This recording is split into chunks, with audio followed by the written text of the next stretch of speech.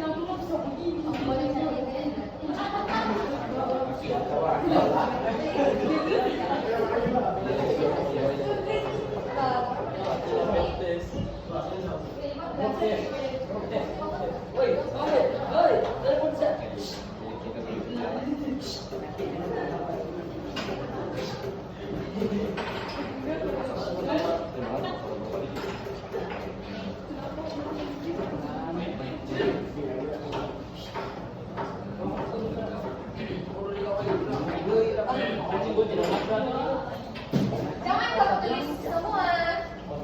Tulis saja yang penting ya. Janganlah memanglah semua penting. Oh, apa punya sih? Jangan lupa siapa tuh? TPS ketiga. Tidak.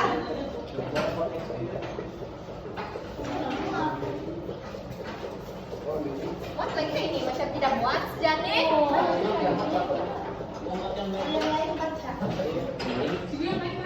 Boleh, yang lain baca. Ada lagi satu isi di sini. Siapa isi ketiga?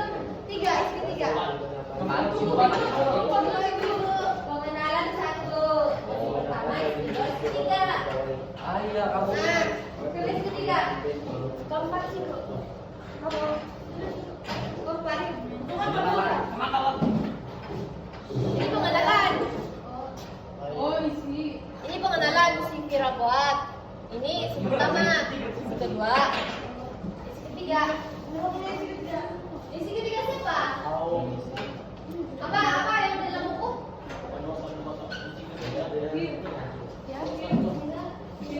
Pentadbiran laki-laki. Tampak di siapa? Yang perempuan sudah. Yang laki. Kamu Pak? Oh, sendiri, pilih. Kamu Pak? Kamu Pak? Udah boleh. Kita buat sana.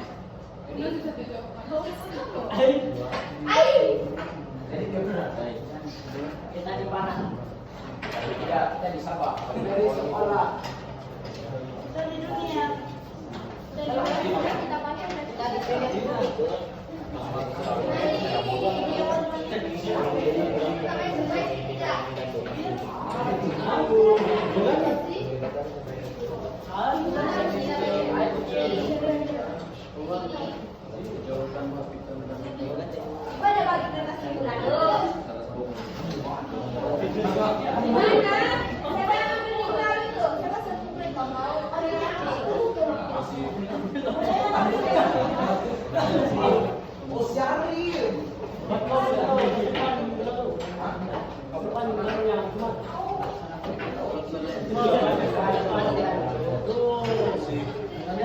Nah, cari sisip-sisip. Tadi macam galaksi mabuk. Tadi Pak, sisip-sisip buku sipain. Sini ada lagi kertas. Ini sejak minggu lalu. Apa yang perlu ada dalam pembentaran keuangan?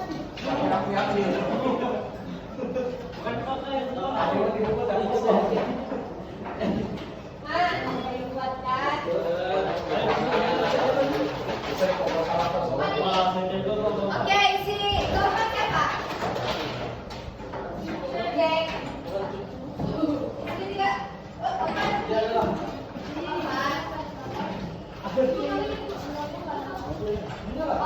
Kamu utama kan?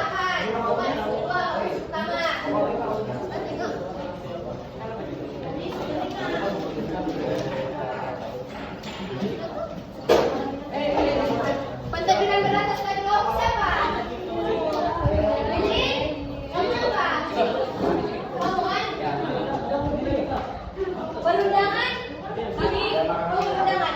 Jadi maknanya kamu di sini.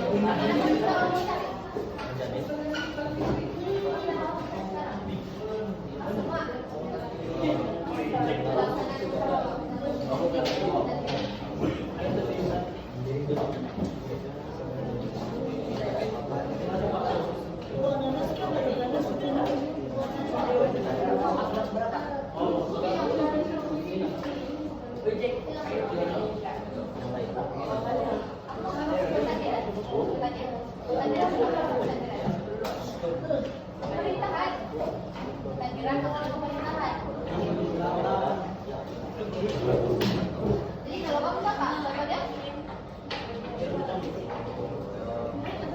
Ah, betul.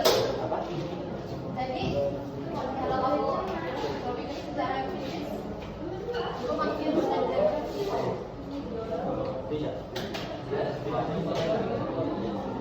berapa?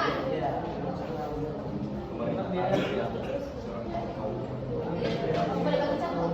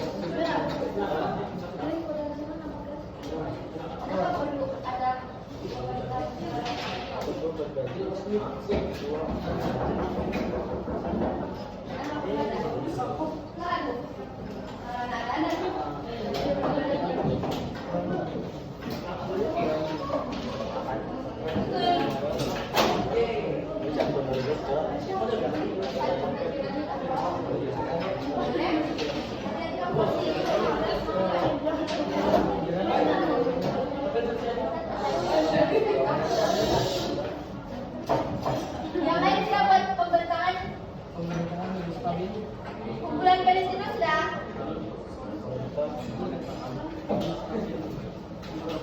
Yang bergerak ini. Kalau kamu tidak tulis di depan, kamu boleh baca saja. Kalau kamu tidak mau baca, mungkin tidak mau isi. Kamu sudah.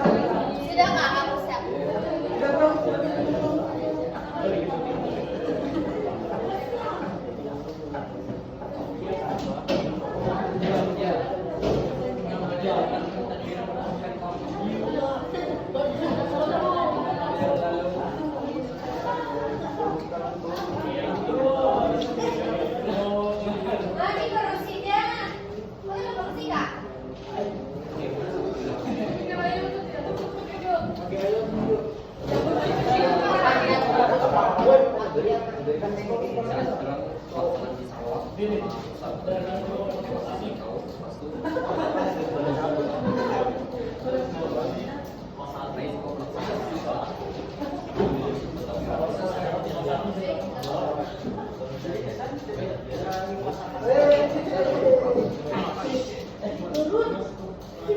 sudah kamu.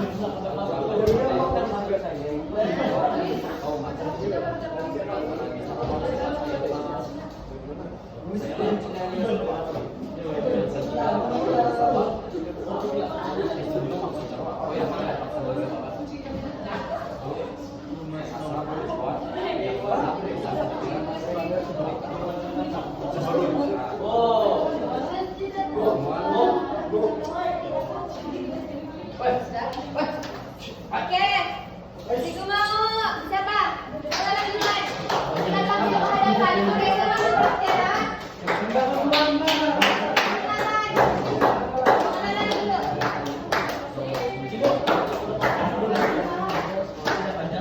Siapa yang tulis? Baca saja. Tapi jangan belajar buku teks, benar-benar. Cukup baca di depan. Di sini depan. Kira macam kamu mengajar, oke?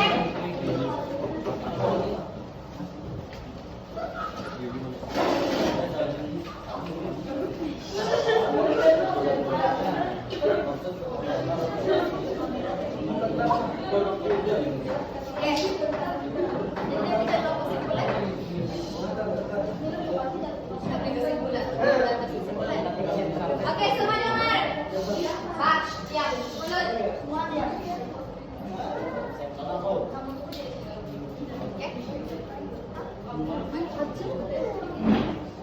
Oke, perhatian semua. Tidak boleh yang baca lain. Oke, mulai. Fir.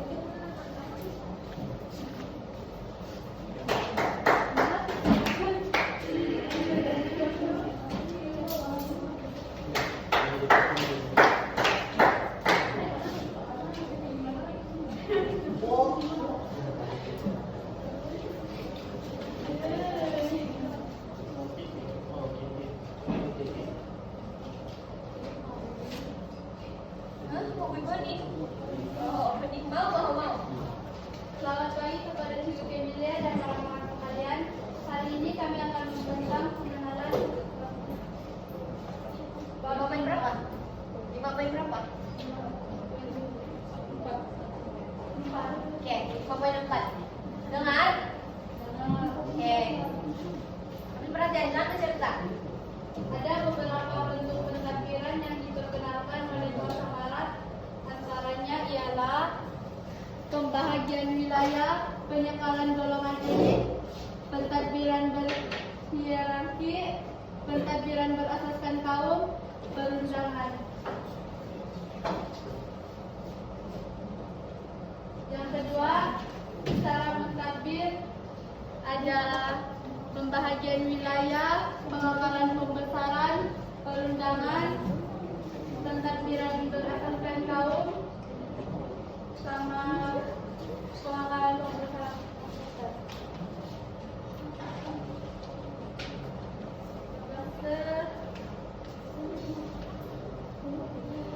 Masa tenaga ada kan Cerita. masa penjajahan di Sabah sama Sarawak, dia terbahagi pada 2 penjajah. Yang pertama, kalau di Sarawak dia pernah jajah sama James Brooke, dia jajah dari Sungai Sarawak sama Sabah. Lepas itu kalau di Sabah SBUB yang menjajah, orang bertempat di Kedah.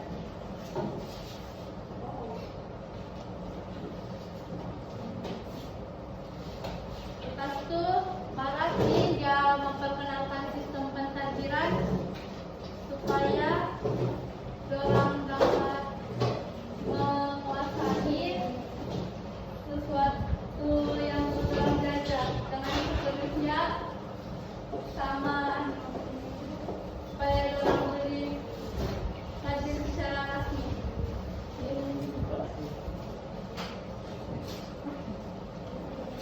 James Brooke Dia memerintah masa tahun 1841 selepas membuat perjanjian dengan Pangeran Raja Muda Hashim. Kalau SBUD dorang takdir masa tahun 1763.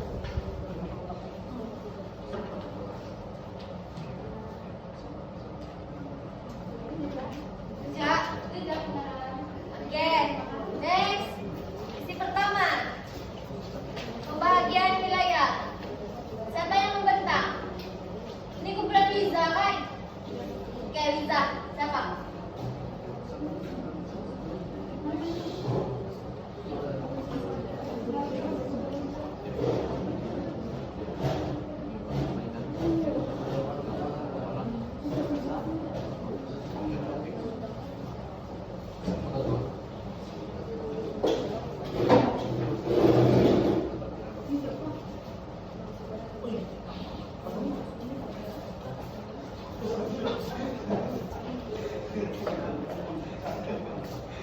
Oke, perhatian.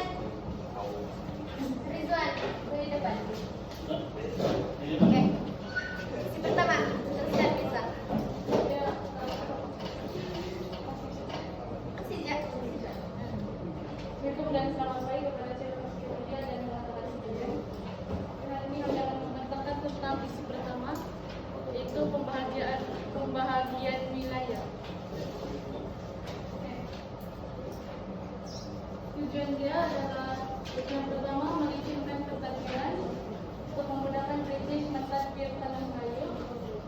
Yang kedua mengawal sumber ekonomi. Yang ketiga menjamin keamanan untuk mengawal penduduk dan menghilangkan konflik, mengukuhkan kuasa British dan menyesuaikan dasar pentadbiran.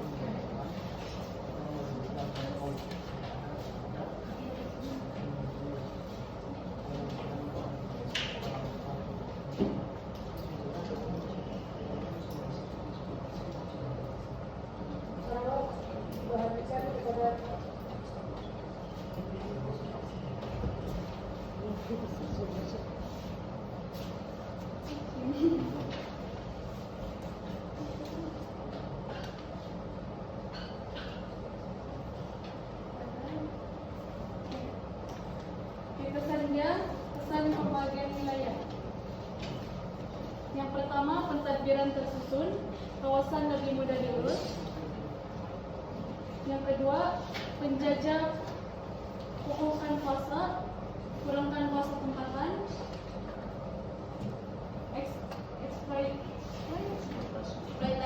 Eksploitasi sumber, memudahkan ambil hasil bumi. Keempat, perubahan sosial. Dan yang terakhir, perpindahan penduduk. Lagi? Habis? Sudah? Oke, terima kasih. Next. Gimana mana tadi? Objek bukan? Objek. Oke. Planet siapa? Yang mana? Kamu, oke, ini. Sigo dengan.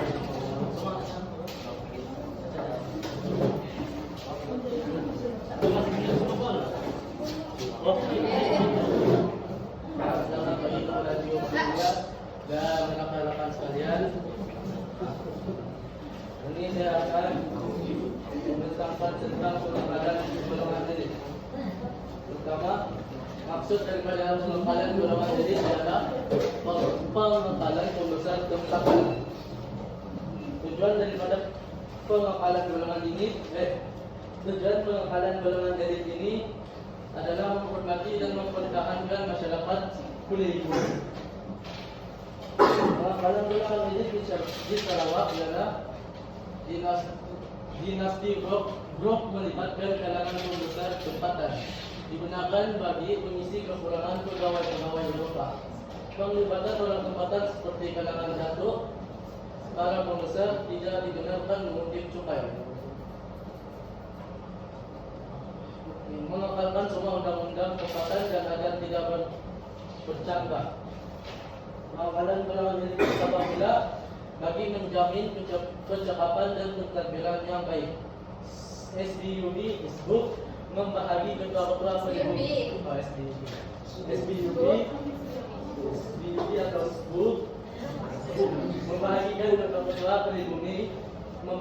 ketua-ketua pribumi, ketua anak negeri yang jadi diserap ke dalam sistem pentadbiran SBUB dan dibayar gaji.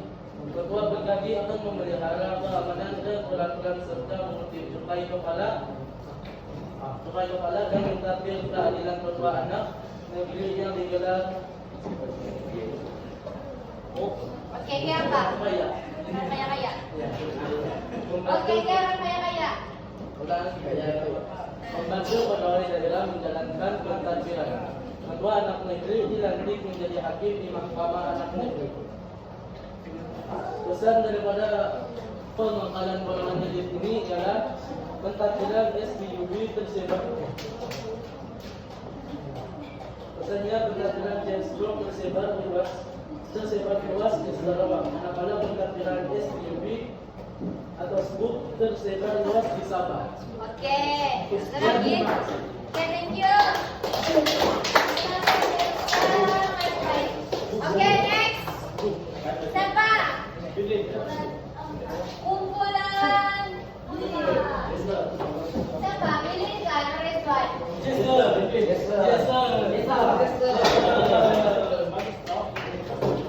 Siapa yang membaca?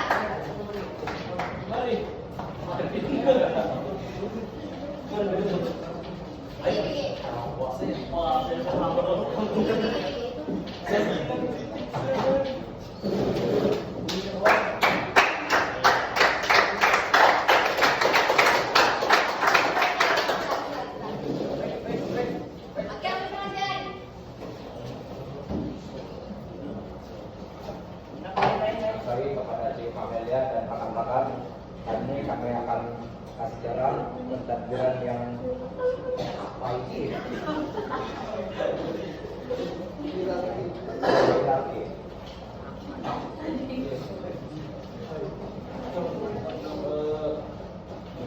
Di Sarawak dia punya pentadbiran bukan di Sarawak Raja Bro mengetuai pentadbiran di Sarawak yang dibantu oleh Majelis Tertinggi dan Anak Negeri.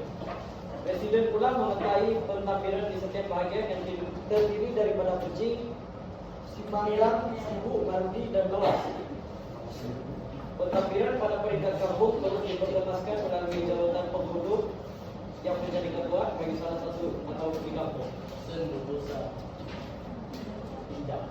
Kalau di Sabah, SBUB atau SBUB diketuai oleh Gubernur yang bertanggung jawab kepada Lembaga Pengarah Syarikat di London.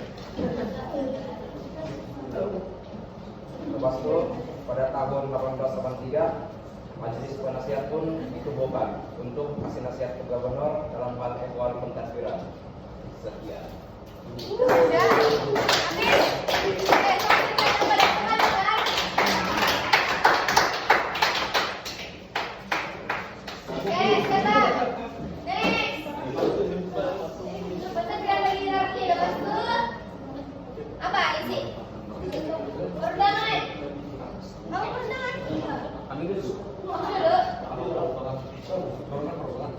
Kamu isi berapa kali makan?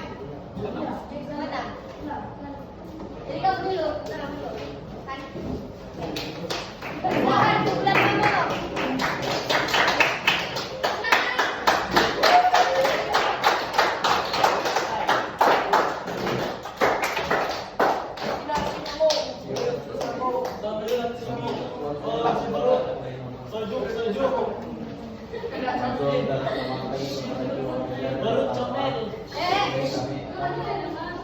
Oke, ulang.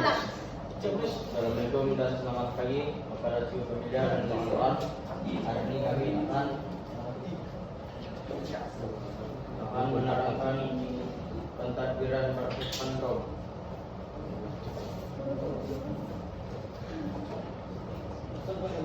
Merupakan satu pemerintahan yang berdasar antara kaum sama ada dalam adat atau nenek moyang dan pemerintah menyebut kaum sendiri. Dengar? Ya, perhatian.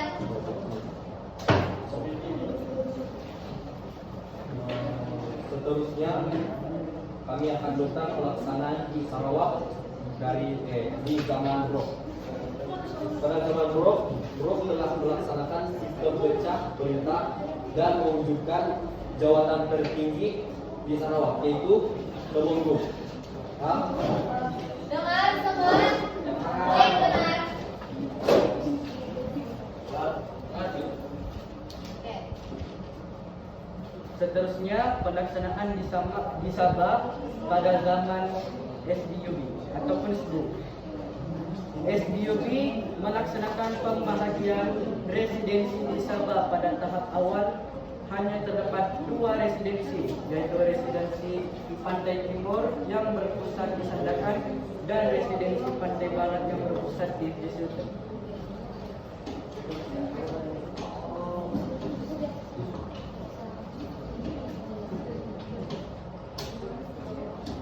Tujuan pentadbiran berbasis kaum Hebat. yang membentuk persatuan kaum dan tidak ada perselisihan Nah, sama hubungan kaum sentiasa terjaga. Selain itu, terhindar daripada selain itu memberi pemaparan tradisi yang telah diwujudkan oleh zaman hingga pesan. lagi? Pusat pentadbiran berbasis kaum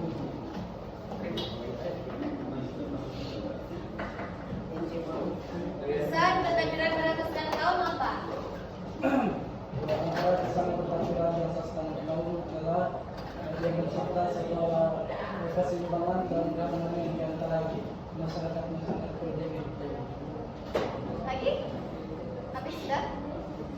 Sudah? Sekian dan terima kasih. Oke, thank you. Bagus.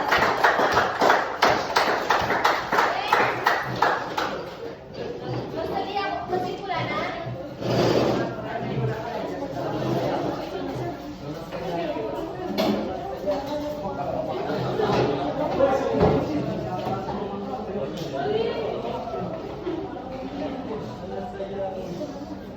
Ambil perhatian yang di belakang. Jangan tergesa. Selamat tengah hari kepada seluruh media dan rekan-rekan sekalian. Selamat hari. Jadi kami dari kumpulan ke-6 akan memberitahukan tentang perundangan. Jadi sebelum saya menerangkan maksud perundangan, saya mau tanya kamu, apa tuh menurut pemahaman kamu, apa kamu paham tentang perundangan? Apa paham tentang perundangan? Bicara jawab. Undang-undang. Oke. Jadi perundangan adalah bentuk undang-undang atau keseluruhan proses yang berkaitan dengan pembentukan, pelaksanaan dan penguasaan undang-undang dalam sebuah negara atau masyarakat. Jadi terdapat 2 buah negeri jajahan yang mempunyai perundangan, yaitu Sarawak dan Sabah. Jadi perundangan di Sarawak adalah pada zaman Brok dan perundangan di Sabah adalah pada zaman SDUB ataupun dikenali sebagai Syarikat Borneo Utara British. Jadi setelah terperinci saya serahkan kepada rekan saya. Perundangan di Sarawak berasaskan gabungan antara adat tempatan, undang-undang Inggris dan peraturan yang ditetapkan oleh Raja Eksekutif. Perundangan di Sabah adalah sistem perundangan zaman SDUB di Sabah adalah gabungan undang-undang British, adat tempatan dan keputusan yang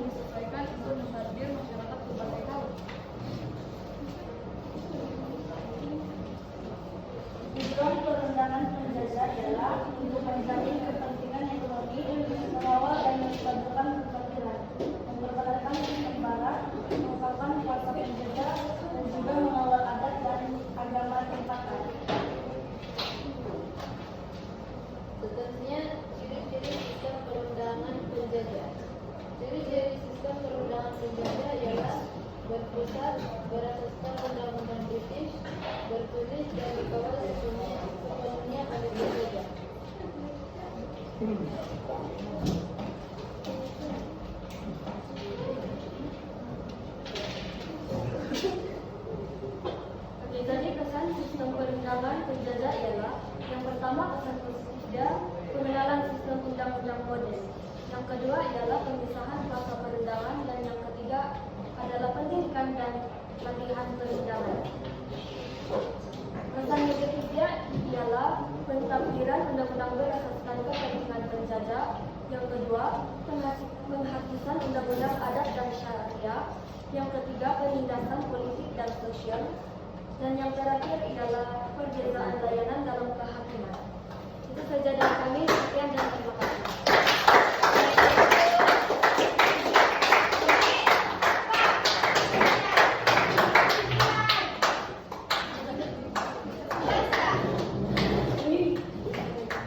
Simpulkan apa kita punya pembelajaran pada hari ini.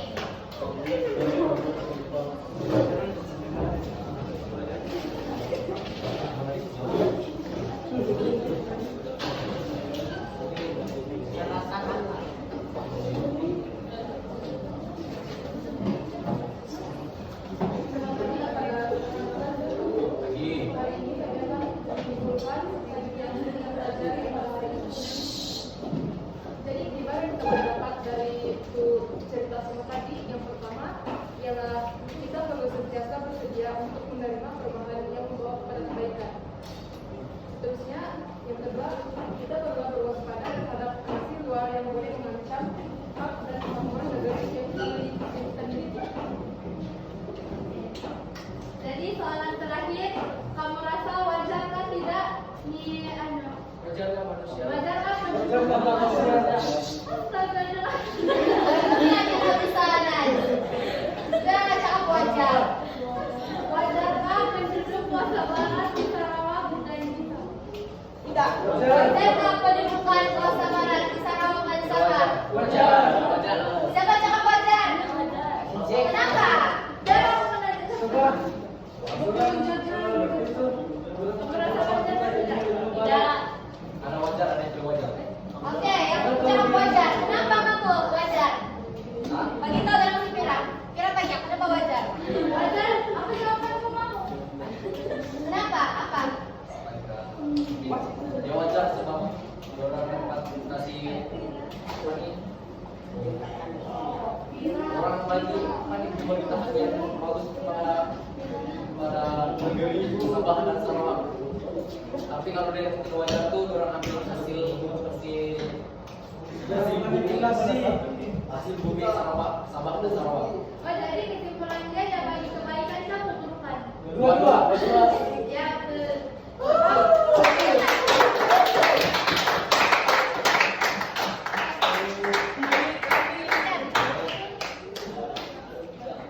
Jawabannya memang setengahnya wajar, setengahnya tidak wajar sebab British dia bagi juga kebaikan tapi dia bagi juga keburukan.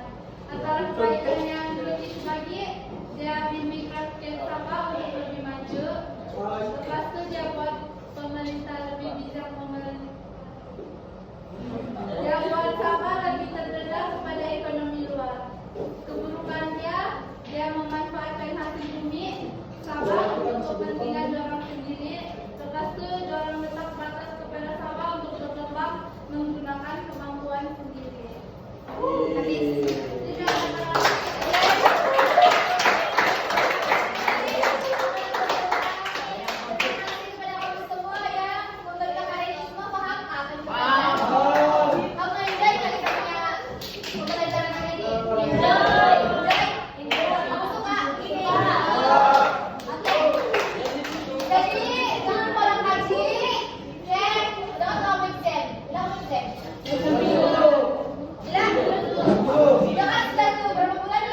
Singkat dan masak. 8 jam lagi. Dan pembelajar yang belum siap cukup lagi kasih siap. Maka sudah siap Pak semua. Ayo sudah siap Pak. Oke, habis makan. Oke, guys, thank you. Berdiri.